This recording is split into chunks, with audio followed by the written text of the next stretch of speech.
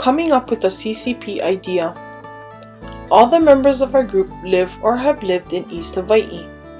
Therefore, we discussed different CCP ideas that would be most beneficial for the disabilities population in the East Hawaii community.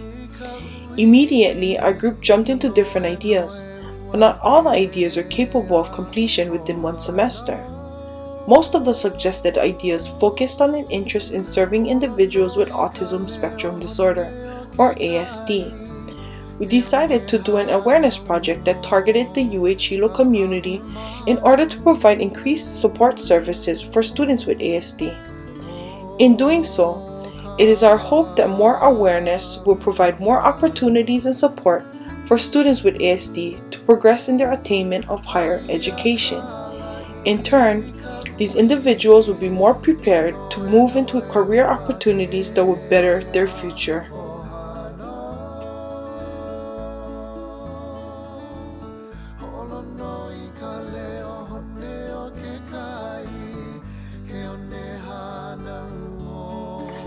Autism spectrum disorder is a developmental disability.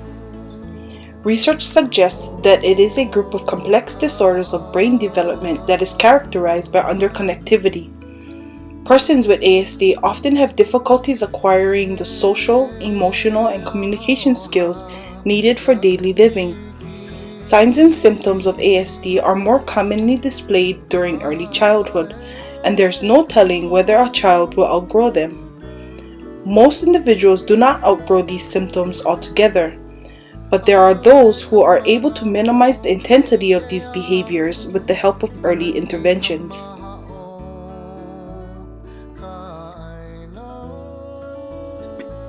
Until recently, autistic disorder, childhood disintegrative disorder, pervasive developmental disorder not otherwise specified or PDD-NOS, and Asperger's syndrome were recognized as distinct subtypes of autism.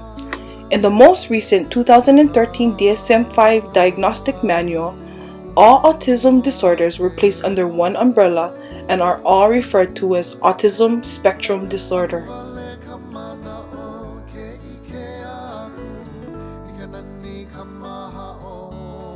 ASD occurs in all racial, ethnic, and socioeconomic groups. However, it is almost 5 times more common among boys than girls.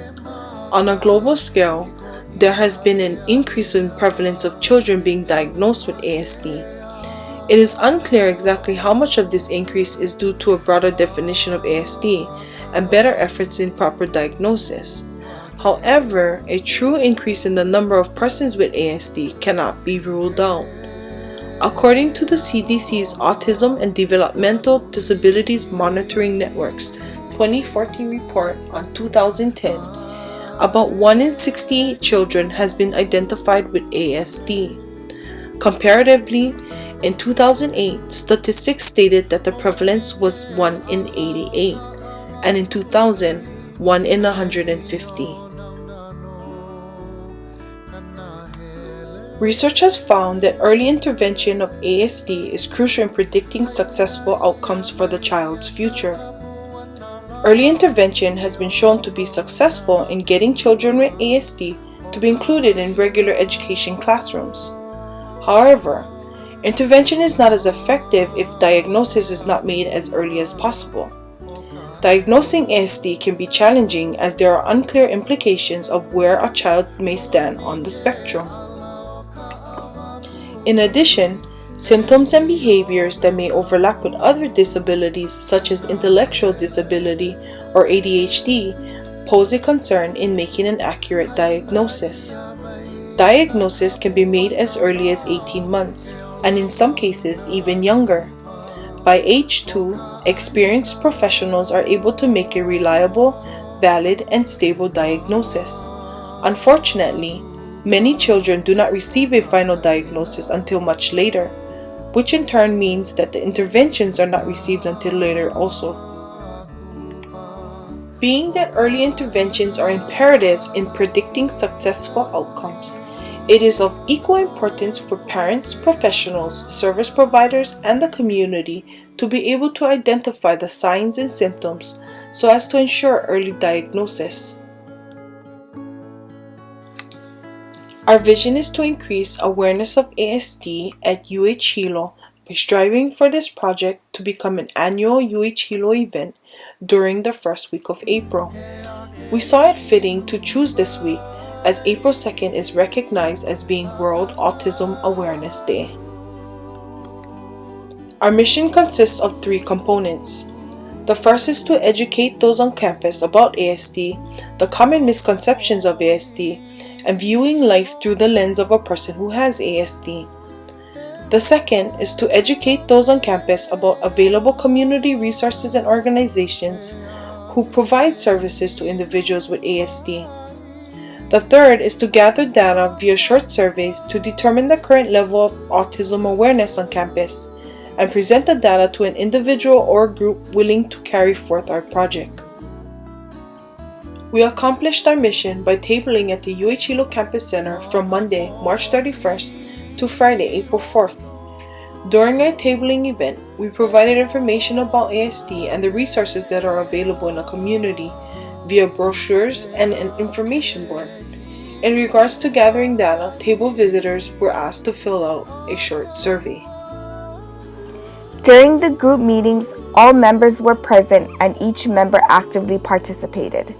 Although we had to reschedule a meeting due to a time conflict, we also made every effort to find the time to meet when all group members would be available. As a group, we collectively discussed project ideas, important deadlines, as well as information needed to successfully implement our CCP. For example, we emailed each other topics for discussion prior to meetings to ensure effective time management in many task deadlines. As a result, having an agenda for future meetings helped us in strengthening our CCP mission statement or beginning with the end in mind. Over the course of the semester, we met a total of 10 times via Google Chat, Blackboard, and the phone. The dates we met were the following.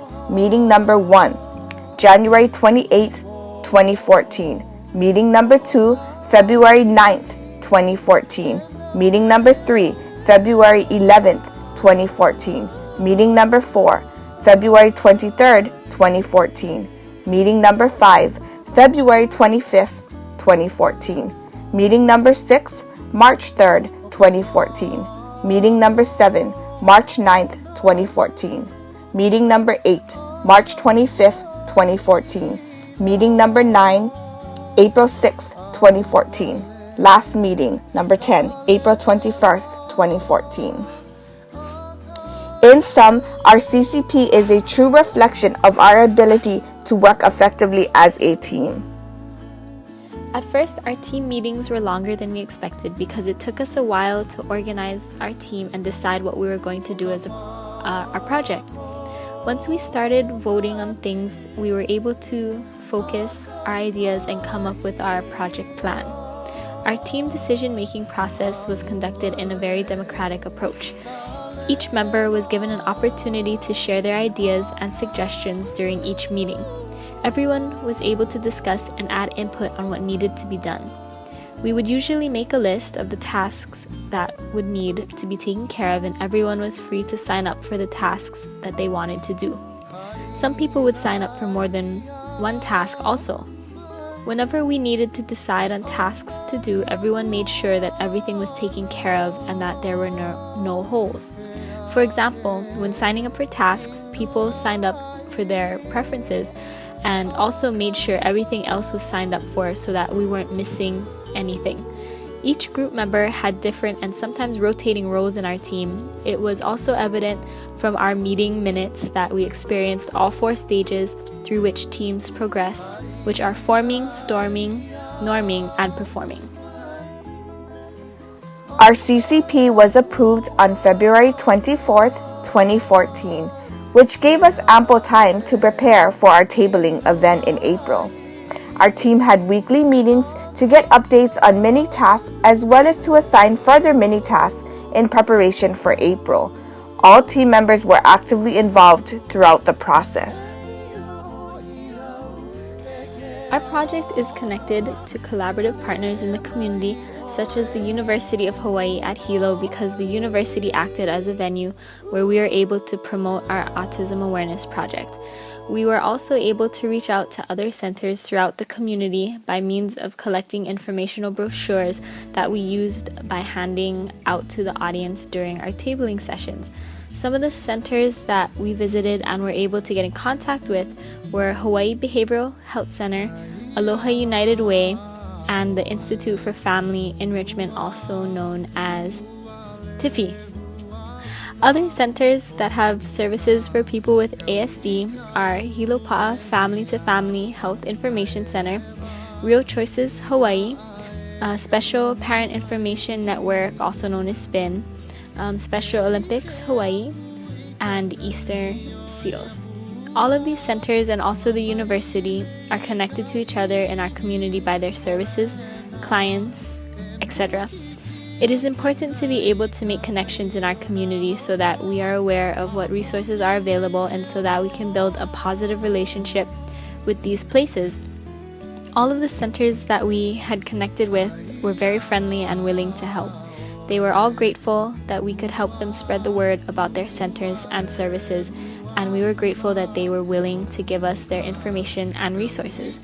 It was a win-win situation for everyone. One key tool that assisted us with our project was the Project Development Evaluation form that our group created.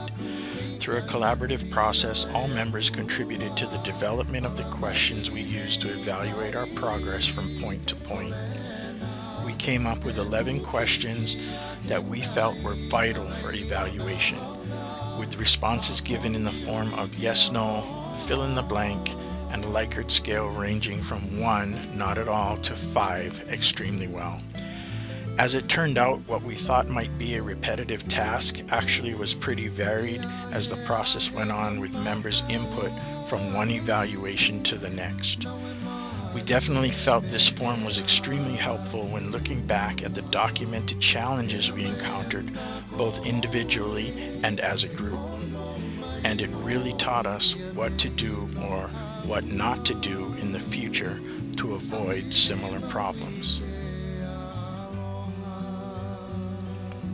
Once our group decided on the direction we were going, we reserved a space and time to table on the Hilo campus. Our tabling event took place during the week of March 31st to April 4th, 2014, from 10 a.m. until 2 p.m. daily. Our table was set up in the Hilo Campus Center Plaza's main thoroughfare. We chose this location and time to maximize our visibility to student walk-through traffic, which is greatest at this time and area.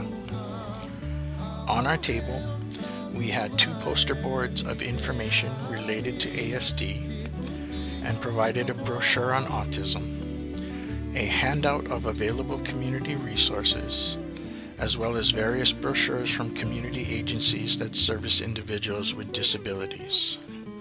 We also had a visitor sign-up sheet and a short 5-question Autism Awareness survey, as well as some goodies to attract our passerbys. The survey consisted of the following questions. 1. Prior to visiting our table, did you know what autism was? 2. Do you know anyone who has autism? 3. Are you aware of any available on-campus services for individuals with autism? 4. Are you aware of any available community services for individuals with autism? And 5. If you or someone you know has autism, what accommodations as a student of Hilo do you think would be most beneficial?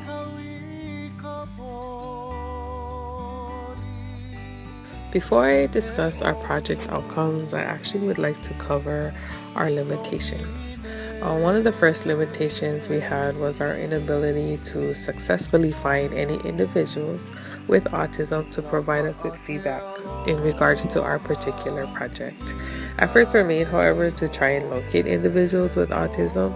Lonnie Bear from TIFI, the Institute for Family Enrichment, was successfully contacted to see if she knew of any individuals with autism who would be interested in providing feedback for a particular project. However, Bear mentioned that many of the adults with autism whom she services are on the low functioning end of the spectrum. She also mentioned that all the other clients with autism whom they service are younger than the age of 8. So after explaining to her what our project was about and especially what our goals were, she didn't feel that any of her clients would be able to provide constructive feedback for our particular project. We were also provided with contact information for Susan Woods, who runs a community autism group in the Honokaa area.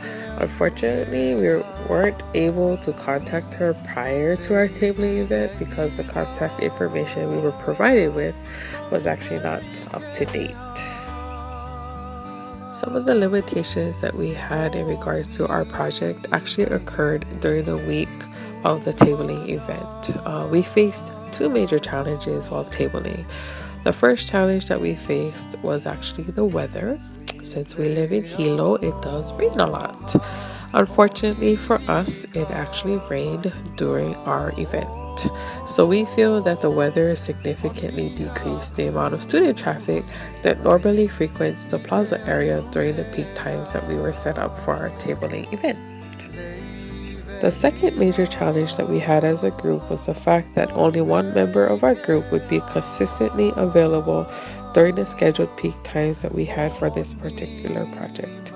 As a group, we were well aware of this particular limitation. Nahe lives on Molokai, so she wouldn't be able to be there during the tabling event. Myself, Courtney, and Lauren all work daytime jobs and would be unable to take off during that week for that particular time frame.